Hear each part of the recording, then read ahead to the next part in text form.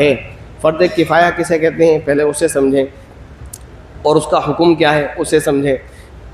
دو طرح کے فرض ہوتے ہیں، ایک فرض عین جیسے نماز پڑھنا، روزہ رکھنا، حج کرنا، یہ حج تو استطاعت کے بعد ہوتا ہے۔ دو کی مثال لے لیتے ہیں، نماز اور روزہ۔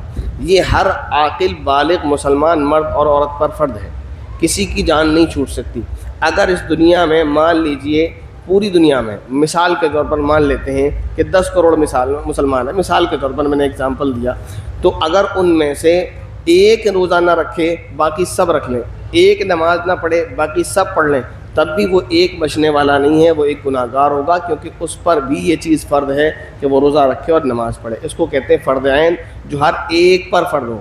فرض کفایہ کسے کہتے ہیں؟ فرض کفایہ کہتے ہیں کہ چند لوگ، فرض تو سب پر ہوتا ہے، لازم سب پر ہوتا ہے، لیکن چند ایک اس میں سے ادا کر لے تو وہ سب کے ذمے سے اتر جاتا ہے۔ مثلا جنازے کی نماز آپ دیکھتے ہیں مسجد میں آتی ہے، اعلان ہوتا ہے کہ بھئی نماز کے بعد نماز جنازہ ہوگی، لیکن بہت سارے لوگ ایسے ہوتے ہیں جو جنازے میں شرکت کرتے ہیں، لیکن کچھ لوگ وہ بھی ہوتے ہیں جو اندر نفل پڑھ رہے ہوتے ہیں یا مسجد میں بیٹھے قرآن پڑھ رہے ہوتے ہیں، وہ جنازے میں شریک نہیں ہوتے۔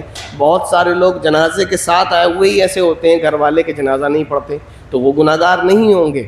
وہ ایک چیز الگ ہے کہ یہ برا طریقہ ہے کہ جنازے کے ساتھ آنے والے میت کے رشتہ دار جنازہ نہ پڑھیں، اس سے بری بات کیا ہے، لیکن بہرحال گناہ نہیں ہوگا کیونکہ کچھ لوگوں نے پڑھ لی۔